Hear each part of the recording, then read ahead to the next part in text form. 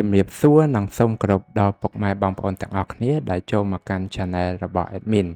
ដើម្បីទស្សនាវីដេអូតម្រុយឆ្នោតខ្មែរសម្រាប់ថ្ងៃទី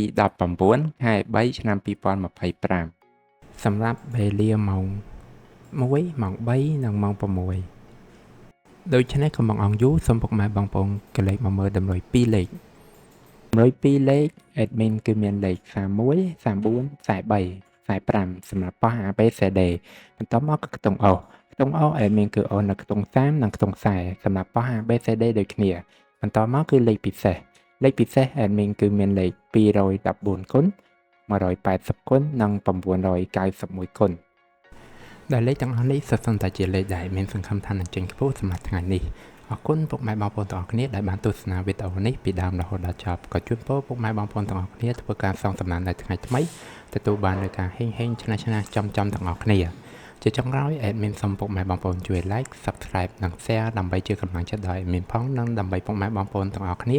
ទទួលបាននូវវីដេអូថ្មីបានឆាប់រហ័សផងដែរដូច្នេះ Admin សូមជម្រាបលានិងជួបគ្នានៅវីដេអូក្រោយ